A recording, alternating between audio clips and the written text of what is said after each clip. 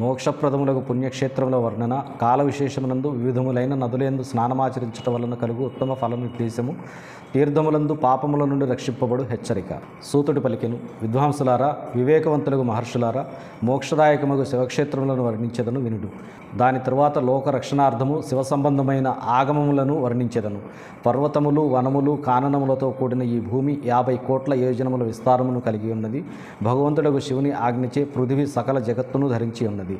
పరమశివుడు భూతలమునందలి వివిధ స్థలములలో అచ్చటచ్చట నివసించు వారికి కృపతో మోక్షమును ప్రసాదించుటకు శివక్షేత్రములను నిర్మించెను. దేవతలకు, ఋషులకు కొన్ని క్షేత్రములు నివాస స్థానములుగా చేసి అనుగ్రహించెను. దీనివలన వాటి యందు తీర్థత్వము ప్రకటితమయ్యెను. చాలా క్షేత్రములు లోకరక్షణకు స్వయముగా ప్రాదుర్భవించెను. తీర్థములకు, క్షేత్రములకు వెళ్ళిన వారు అచ్చట స్నానము, దానము, జపము మొదలైనవి చేయవలెను. అట్లు చేయనిచో రోగములు, దారిద్ర్యము, మూగతనము మొదలగు దోషములకు లోనయ్యెదరు. భారతదేశమునందు మరణించిన మానవులు తమ పుణ్యఫలము చేత బ్రహ్మలోకమునకు వెళ్ళుదురు. ఆ పుణ్యము క్షీణించగానే మరల మానవ యోనియందు జన్మించెదరు. పాపి అయిన మానవుడు పాపమును చేసి దుర్గతికి లోనగును. బ్రాహ్మణులారా, పుణ్యక్షేత్రములందు పాపకర్మలు చేసినచో నరకం ఇంకనూ దృఢమగును. కనుక పుణ్యక్షేత్రములలో నివసించు సమయమున సూక్ష్మాతి సూక్ష్మమైన ఏ కొద్ది పాపమును కూడా చేయరాదు. సింధు, శరద్రు నదీ తీరములందు అనేక పుణ్యక్షేత్రములు కలవు. సరస్వతి నది మిగుల పవిత్రమై 60 ముఖములు కలదని చెప్పెదరు. అనగా 60 జలధారలను కలిగి ఉండును. విద్వాంసులు సరస్వతి నది యొక్క తీరములందు నివసించినచో క్రమముగా బ్రహ్మపదమును పొందుదురు. హిమాలయ పర్వతముల నుండి వెలువడు పుణ్యజలములు గల గంగా 100 ముఖములు కలిగి ఉన్నది. దాని ఒడ్డున కాశీ, ప్రయాగ మొదలగు అనేక పుణ్యక్షేత్రములు గలవు. మకర రాశి యందు సూర్యుడు ప్రవేశించున్నప్పుడు గంగానదీ తీరము మొదటి కంటే కూడా మిక్కిలి ప్రశస్తము, పుణ్యదాయకమగును. శోణభద్ర నది 10 ధారలతో ప్రవహించుచుండును. అది బృహస్పతి మకర రాశి యందు చేరినప్పుడు మిగుల పవిత్రమై అభీష్టఫల ప్రదాయకమగును. ఆ సమయమున అక్కడ స్నానము చేసి ఉపవాసముండినచో వినాయక పదమును పొందుదురు. పుణ్యజలములు గల మహానది నర్మదా 24 పాయలు కలిగి ప్రవహించును. దానిలో స్నానమాచరించి ఆ నదీ తీరమును నివసించు మానవునకు వైష్ణవపద ప్రాప్తి కలుగును. తమసానది 12, దేవానది 10 ముఖములు కలిగి ప్రవహించును. పరమ పుణ్యమయి అయిన గోదావరి 21 ముఖములు గలదని చెప్పబడినది. అది బ్రహ్మహత్యా దోషమును, గోవధ వలన కలుగు పాపమును కూడా నశింపజేసి రుద్రలోకమును ప్రసాదించును. కృష్ణవేణి జలము మిగుల పవిత్రమైనది. ఆ నది సకల పాపములను రూపుమాపును. అది 18 ముఖములతో ప్రవహించుచు విష్ణులోకమును ప్రధానము చేయునదై ఉండును. తుంగభద్రకు 10 ముఖములు గలవు. అది బ్రహ్మలోకమును ప్రసాదించును.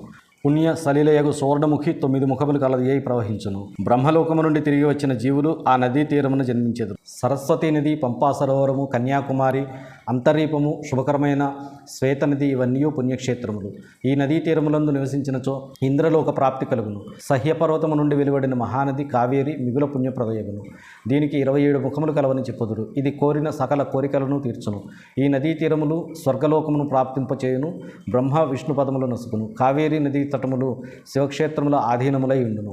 అవి అభీష్ట ఫల ప్రధానములే కాక శివలోకమును ప్రసాదించినవి కూడా. సూర్యుడును బృహస్పతియు మేషరాశి యందు ప్రవేశించినప్పుడు నైమిషారణ్యమున బదరికాశ్రమము యొక్క తీర్థములందు స్నానము, పూజలు చేసినచో అవి బ్రహ్మలోక ప్రాప్తి కలుగు చేయును.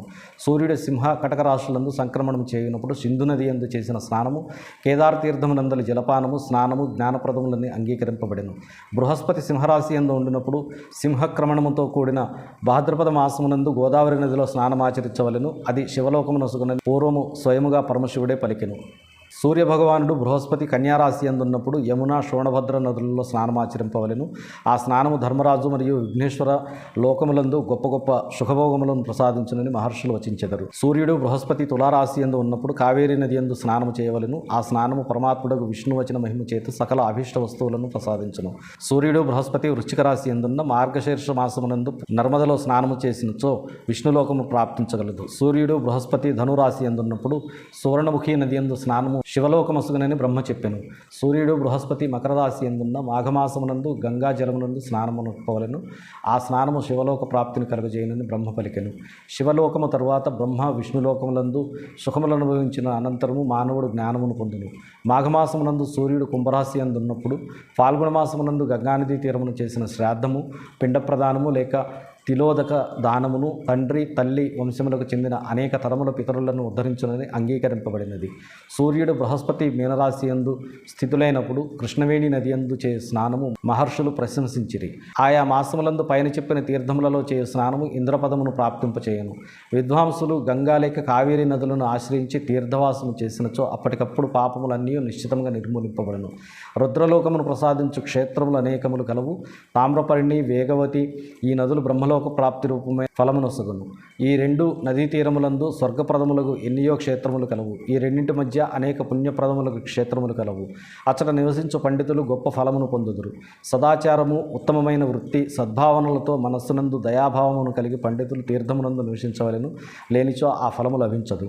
పుణ్యక్షేత్రములందు చేసిన పుణ్యము కొంచెమైనను అనేక విధములైన వృద్ధిని ప్రసాదించును.